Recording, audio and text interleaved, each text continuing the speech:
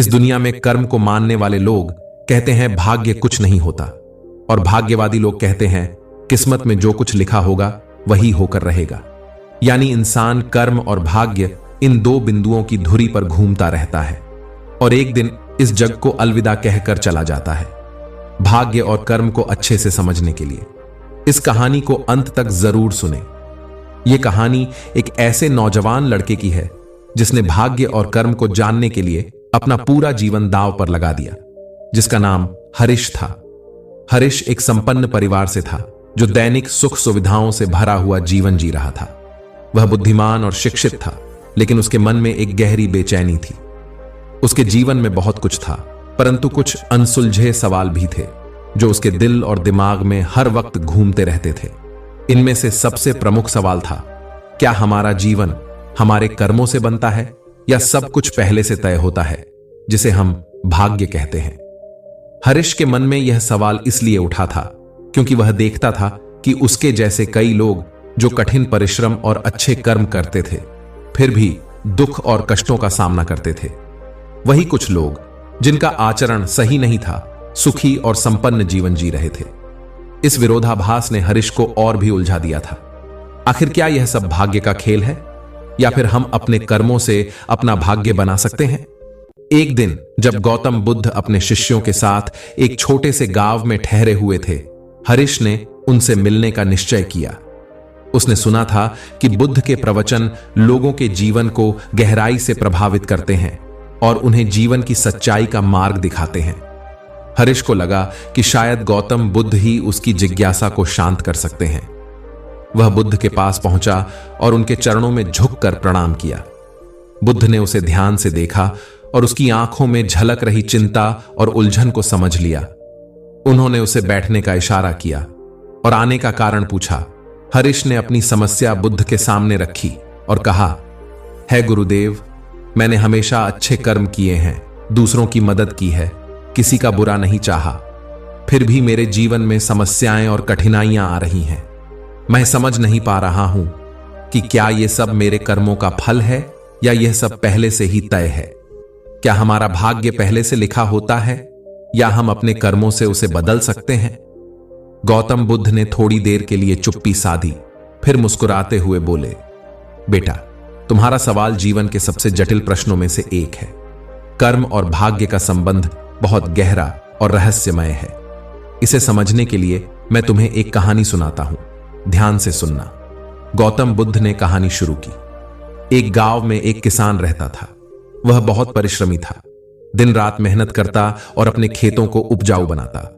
उसका जीवन बहुत साधारण था, लेकिन वह संतुष्ट था। एक बार उसके खेत में ऐसी फसल हुई जो पूरे गांव में सबसे अधिक हुई। किसान बहुत खुश हुआ और उसने सोचा कि अब उसके अच्छे दिन आ गए हैं। उसने अपने परिश्रम और अच्छे कर्मों का फल पाया था। लेकिन अचानक एक रात आंधी तूफान आया और उसकी सारी फसल बर्बाद हो गई। किसान पूरी तरह से टूट गया। उसने सोचा, मैंने इतना परिश्रम किया, अच्छे कर्म किए, फिर भी मेरे साथ ऐसा क्यों हुआ? क्या यह भाग्य का खेल है? वह इसी प्रश्न से जूझता रहा और जीवन से निराश हो गया। कुछ दिन बाद गांव में एक ज्ञानी संत आए। किसान उनके पास गया और अपनी सारी कहानी सुनाई।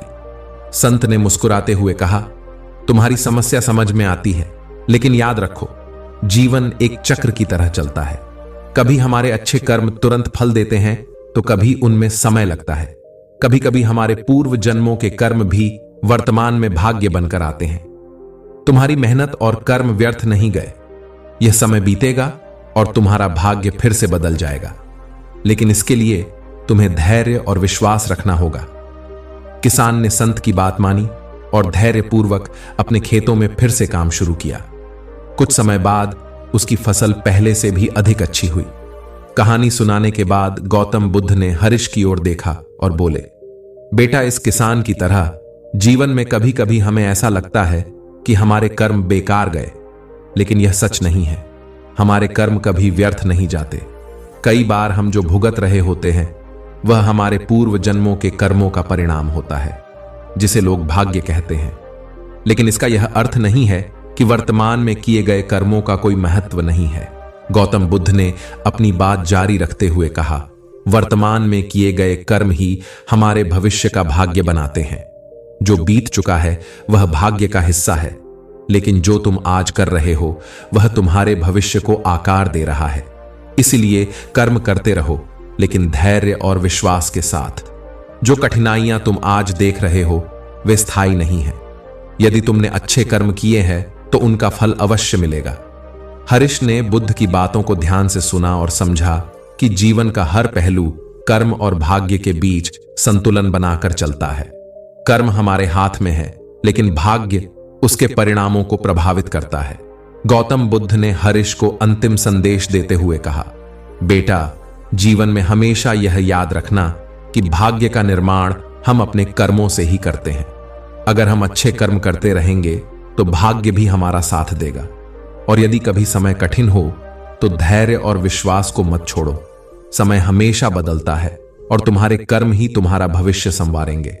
हरीश ने गौतम बुद्ध को प्रणाम किया और अपने जीवन में यह शिक्षा को अमल करने का वादा किया। उसने समझ लिया कि कर्म और भाग्य के बीच का संबंध गहरा है, और यदि वह धैर्यपूर्वक और समर्पण के साथ अपने कर्म करता रहेगा तो उसका जीवन अवश्य ही खुशहाल और संतोषजनक बनेगा। कहानी की सीख। इस कहानी की सीख यह है कि जीवन में कर्म और भाग्य का गहरा संबंध है।